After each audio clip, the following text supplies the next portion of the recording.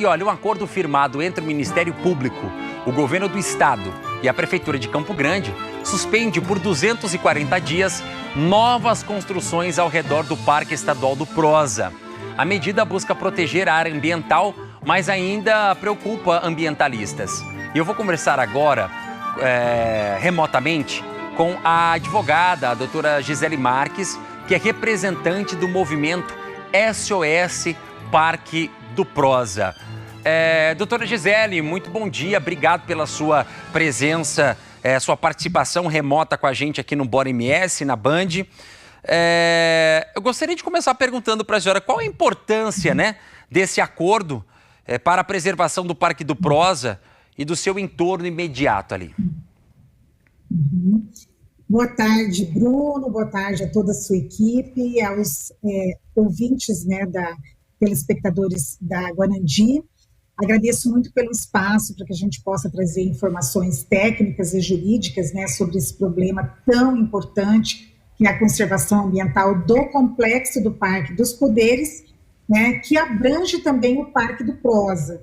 O complexo do Parque dos Poderes, ele é uma área, né, de proteção, mas o do Prosa é mais delicado ainda, porque é uma área de proteção integral, segundo a legislação federal, né, a lei que nós chamamos de lei do SNUC, que cria o Sistema Nacional de Unidade de Conservação. Então, nós não poderíamos ter edificações no entorno, né, do Parque do Prosa. Inclusive, um dos pontos que ficou pactuado neste acordo é que o Estado de Mato Grosso do Sul, dentro de um determinado prazo, né, elaborará o plano de manejo e também a zona de amortecimento, regulamentará a zona de amortecimento do Parque Estadual do Prosa. E esse acordo foi muito importante para a nossa população, porque ele suspende, né, pelo menos dentro de um determinado prazo, todas as licenças ambientais que estão sendo requeridas, né, e também licenças urbanísticas, cujos processos administrativos estão tramitando hoje dentro da Planurb. Nós entendemos que foi uma grande vitória essa composição, né, que aconteceu entre o município, o governo do estado e o Ministério Público, porque justamente, pelo menos por hora, né, assim, aquela região ganha um fôlego, né, para que nós tenhamos, então, estudos que possam demonstrar se, de fato, né, é ambientalmente viável ou não a edificação desses arranha-céus que estão pedindo suas licenças e seus alvarás ali no entorno do complexo do Parque dos Poderes. Certo. Ô, Gisele, essa decisão, ela impacta, então, apenas os pedidos que estão para ser analisados, ou ele acaba barrando também ou revogando aqueles que já foram autorizados e ainda não deram início às construções? Olha, o acordo envolve apenas aqueles processos onde não foram cedidas alvarás e licenças, né? Então, cabe a nós, sociedade civil, a nossa população, nos mobilizarmos para não deixar subir, né, aqueles empreendimentos que têm essas licenças. E como que nós podemos fazer isso? Atos públicos desses empreendimentos. Nós podemos fazer uma grande campanha de descrédito dessas construções, porque elas vendem apartamentos a preços milionários sob a alegação de se tratar de uma área verde, de uma área ecológica. Mas essa área verde, essas edificações estão em vias de destruir, né?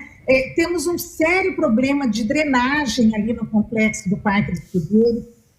Estamos, assim, com muitas ameaças, né, à cabeceira dos córregos. Nós temos também o problema da questão do clima, porque o Parque dos Poderes, ele garante uma ilha de frescor no seu entorno que acaba atingindo toda a nossa Campo Grande. Quando você está ali no parque, você vê que é muito mais fresco do que o centro da cidade, por exemplo, do que muitos bairros. Então, num contexto de mudanças climáticas, né, num momento em que muitas cidades, como é o caso de Paris, por exemplo, que está destruindo prédios para plantar árvores, nós estamos na contramão dos interesses ambientais, né, nos propondo, então, a liberar o lucro de poucos diante do dano a muitas pessoas, né, e dos danos também à biodiversidade. Então, por isso que é tão importante que a população se mobilize para que a gente não deixe subir os arranha-céus. Nós verificamos que tem um prédio que está começando a sua fundação, né, mas os demais ainda não o fizeram. Então, muito importante que a gente esteja atento, denuncie, até para evitar que empreendedores mal intencionados aproveitem esse acordo para correr com as obras e tornar um fato consumado, né, a edificação desses prédios. Certo. Gisele, na sua visão, quais os próximos passos que são essenciais para evitar que esse acordo se torne apenas uma pausa temporária no avanço dessas construções ali na região, ao entorno da região considerada ali de preservação permanente?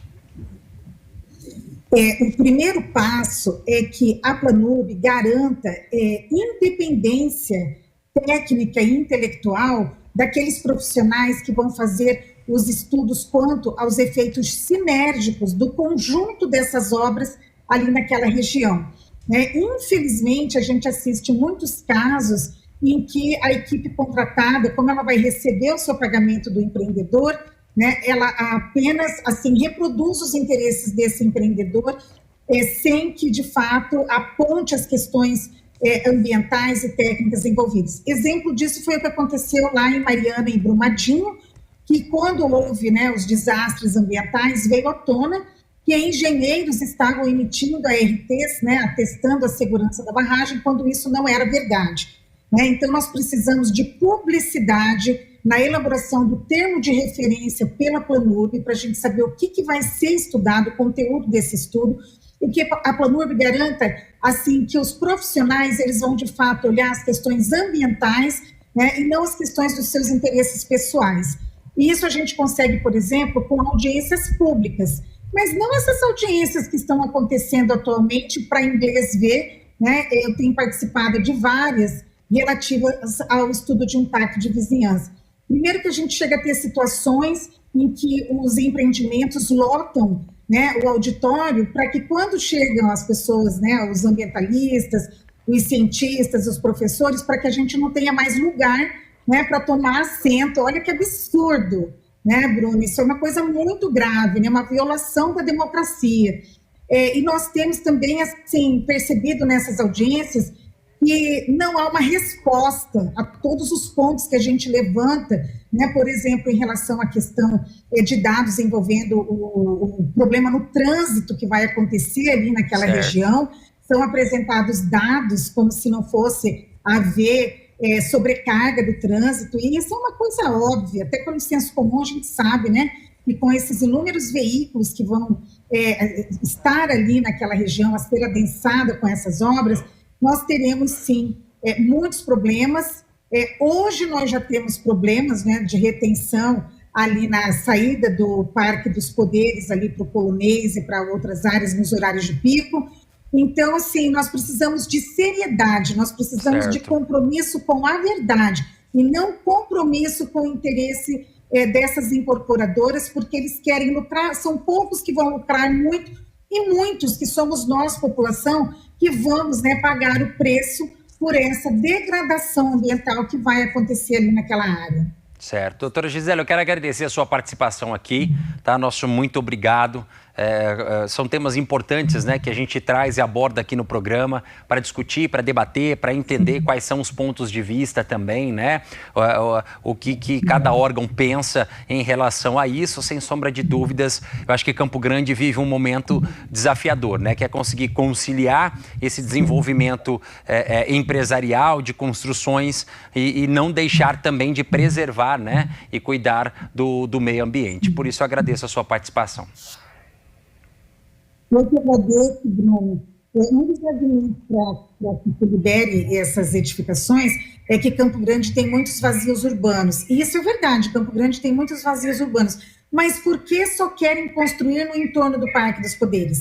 Por que não construir em outras áreas, né, que não tem essa característica de fragilidade ambiental tão grande?